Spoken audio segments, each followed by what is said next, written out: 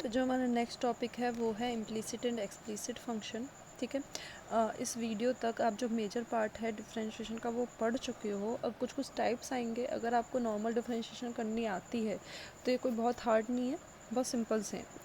Explicit function, a variable y is said to be explicit function of another variable when the value of y is directly expressed in terms of x।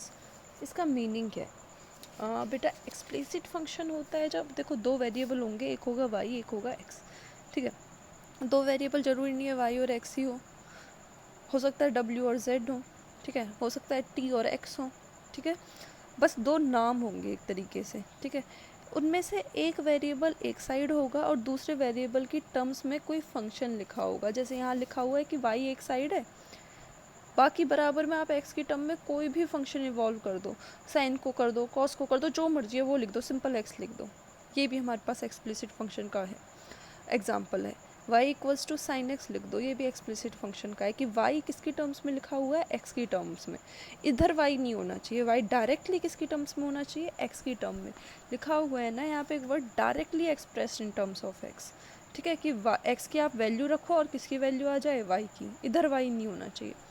Implicit function में एक तरीके से मैं आपको एक तरीके बहुत simple language में समझाऊँ तो x और y मिक्स हो जाते हैं, ना तो x y की टर्म्स में होता है ना y x की टर्म में होता है। देखो अगर मैं ये लिख दूँ ना x equals to Y square plus Y plus 1, ये भी हमारे पास एक्सप्लिसिट फंक्शन का एग्जाम्पल है। फर्स्ट जो था x डायरेक्टली y की टर्म्स में लिखा हुआ है ना, देखो या तो एक साइड x हो दूसरी साइड पूरे में y हो, या फिर एक साइड y हो दूसरी साइड पूरे में x हो, वो एक्सप्लिसिट फंक्शन होता है। इम्प्लिसिट फंक्शन होता है जब चीज़ें मिक्स हो जाती हैं, when the variable x and y are expressed in a functional relation, दोनों एक दूसरे के रिलेशन में। A x square plus b y square plus कुछ भी एग्जाम्पल लिख लो, मिक्स कर दो, sine y plus x square y plus y square x equals to 0। X और वाई मिक्स हो गए ना तो एक्स बराबर है ना, वैसे तो लिखा तो जा सकता है किसी तरीके से एक्स बराबर करके, पर अभी फ़िलहाल दोनों मिक्स हैं तो इसको बोला जाता है इम्प्लिसिट फंक्शन। अब देखो अभी तक जो आपने डिफ्रेंशिएशन करी वो कैसी डिफ्रेंशिएशन करी, जब हमारे पास सिंपली या तो पूरे में क्या था, x था। ठीक है, यहाँ जो इस वाले टाइप में आप डिफ्रेंशिएशन करोगे वो करोगे बेटा x और y दोनों मिक्स होंगे, यानी कि कौन से वाले क्वेश्चन, इम्प्लिसिट फंक्शन वाले। ठीक है, अब उसमें एक कंसेप्ट आ जाता है, दो चीज़ें होती हैं, या तो वो आपसे पूछेगा differentiate with respect to x, या वो आपसे पूछेगा differentiate with respect to y, क्योंकि दोनों मिक्स हैं और दोनों वेरिएबल हैं। बहुत ही सिंपल है, जो आपने अभी तक की नॉलेज पढ़ी है वो तो यूज़ होगी ही होगी, बस एक एक्स्ट्रा कंसेप्ट ये यूज़ होगा, अगर वो आपसे differentiate with respect to x पूछे तो जहाँ जहाँ y मिलेगा वहाँ वहाँ आप y की डिफ्रेंशिएशन x के रिस्पेक्ट में क्या लिखोगे, dy अपॉन dx।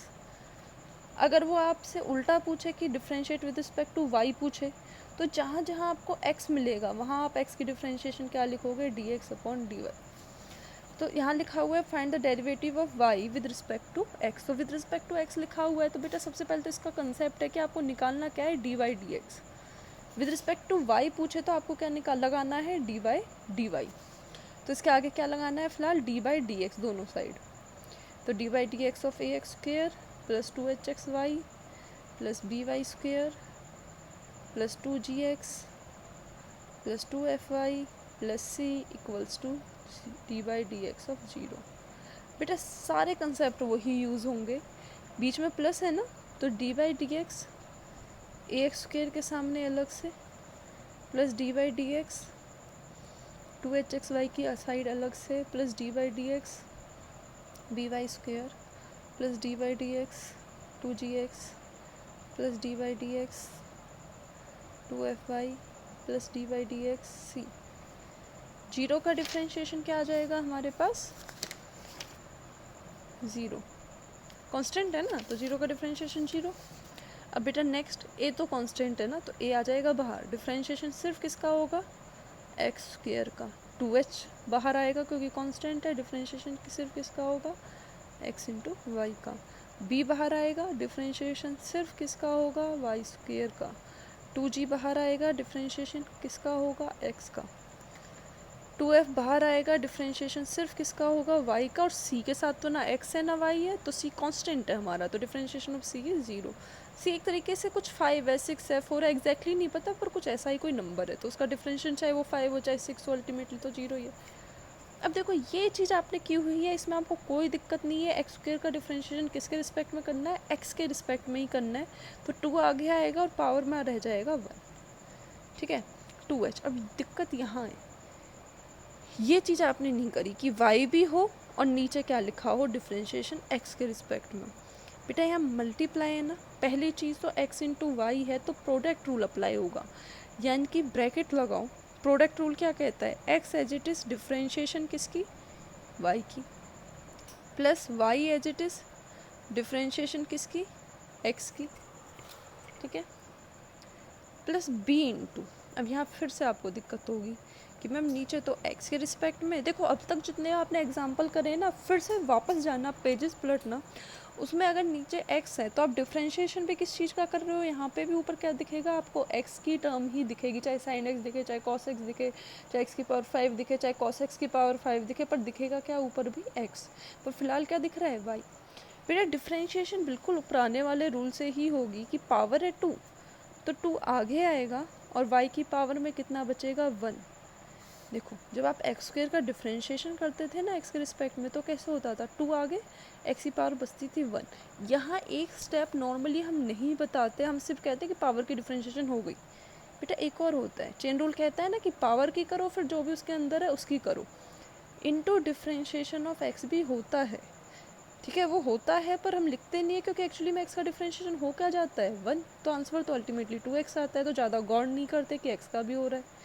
पर यहाँ पे कुछ अलग है, वाई स्क्वायर का तो आपने 2y कर दिया, पर जब इनटू में y का करोगे तो किसके रिस्पेक्ट में करोगे? x के रिस्पेक्ट में, और वो क्या आएगा? dy/dx, वो 1 नहीं होगा।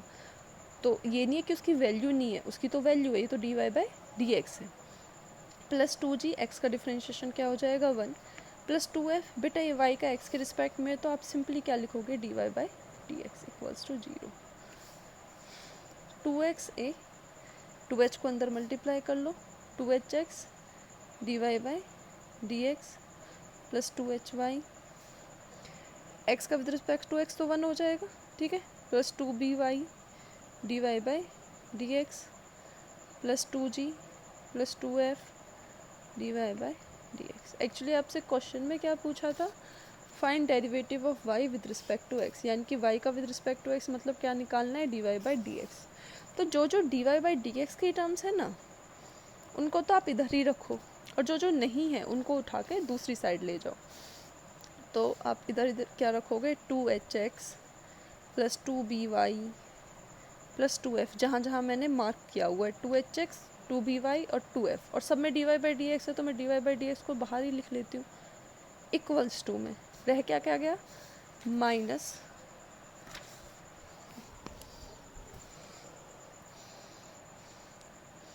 2x है ये वाला, माइनस 2hy और माइनस 2g।